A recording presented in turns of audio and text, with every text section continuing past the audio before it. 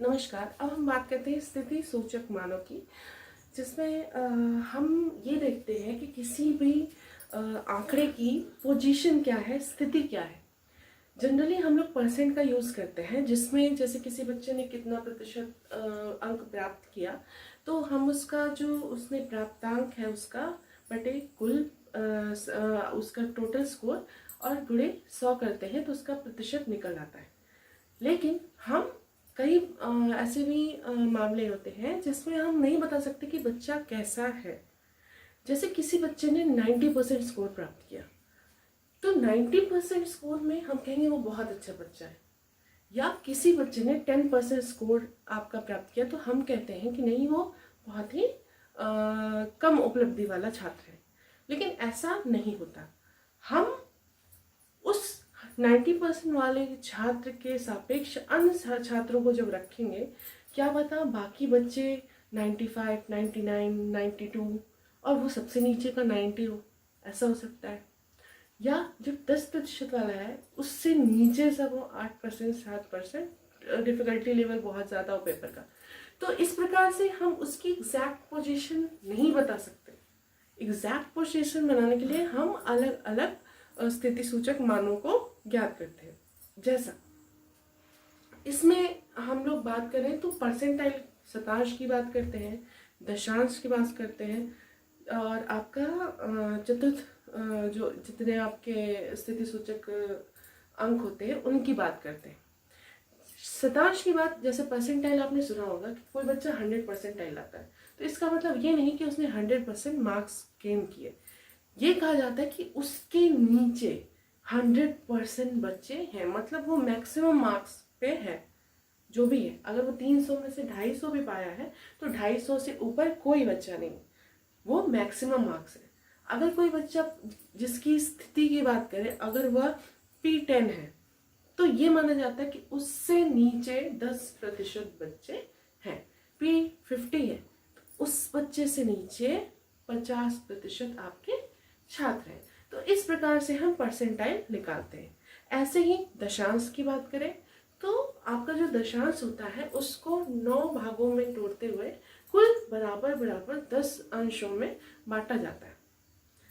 तो ये सारे आपके एग्जैक्टली उस प्राप्तांक के पोजीशंस बताने के लिए मेजर किए जाते हैं। ऐसे आपका चतुर्थांश होता है, जिसको अगर किसी चीज को 3 बार तोड़े तो वो 4 भागों में बटेगा।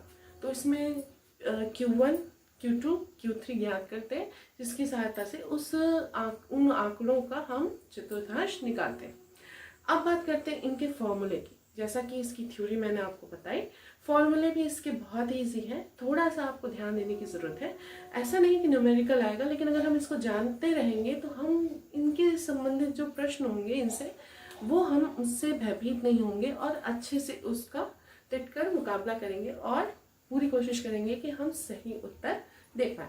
तो अब बात करते हैं आपके प्रतिशतांक या शतांश की, जो मैंने परसेंटाइल की बात की। वही चीज कि किसी चीज को, अगर कोई चीज है उसको 99 बार तोड़ा जाए तो वो 100 भागों में बट जाए। वही 100 भाग आपके क्या होते हैं, एक एक भाग आपका एक एक प्रतिशतांश या परसेंटाइल होता है। इसका अगर हम जो संकेत देखें तो PX अगर लिखा हुआ है तो मतलब P के नीचे X% छात्र उससे नीचे है, मतलब उन्होंने उससे कम अंक अर्जित किए।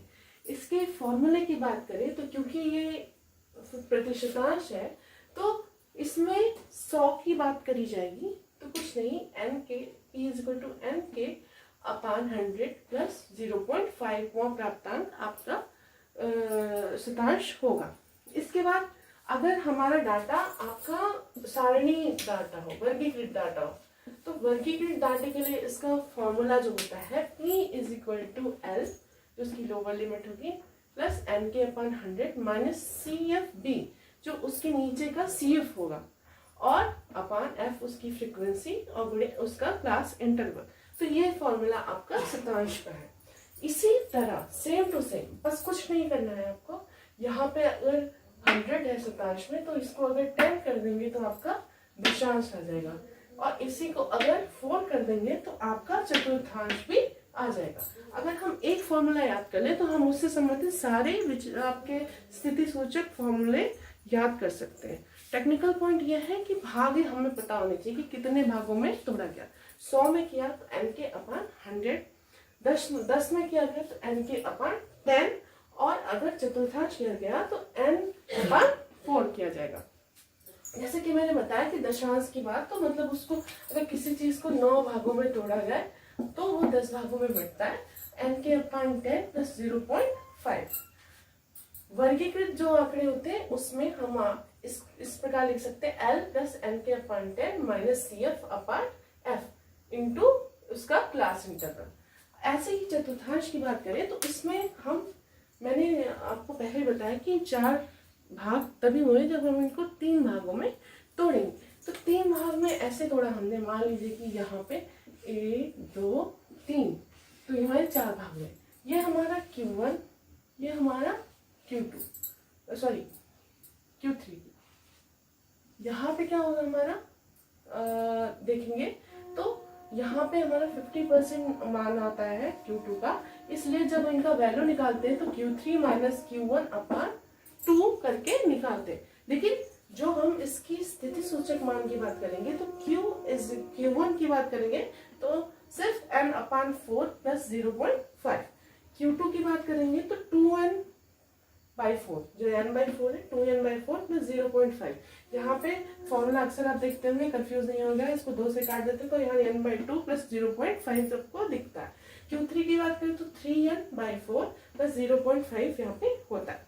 अब अगर ये वर्गीकृत आंकड़ा है तो जो आपका चतुर्थांश निकालेंगे n plus n by 4 plus CF upon f into class interval. यहाँ पे एकदम आपको वही चीज ध्यान रखनी कि एक फॉर्मूला याद कर लेना, बस यहाँ पे आपको उसकी चीजें रखते चलना है। तो यहाँ पे 100 रहेगा आपका, यहाँ पे 10 रहेगा और यहाँ पे आपका 4 रहेगा। इसी के साथ अगर प्रतिशतीय क्रमांक की बात करें तो ये प्रतिशतीय क्रमांक अलग आपका थोड़ा फॉर्मूला है। PR is equal to 100 of R minus 50 upon n। अगर यही वर्गीकृत आपका आंकड़ा हो तो PR is equal to 100 by n CF plus x minus l upon I into f। तो ये आपके प्रमुख स्थिति सूचक मान के फॉर्मूले हैं जिनको आपको ध्यान में रखना है। और ये ध्यान में रखना है कि अगर हम इससे किसी प्राप्तांक की व्याख्या करते हैं तो हमको किन चीज़ों को ध्यान में रखना है। अगर शतांश है तो मतलब 100 भागों में टूटा है, दशांश है मतलब 10 बराबर भागों में टूटा है, और अगर चतुर्थांश है तो 4 बराबर भागों में टूटा है।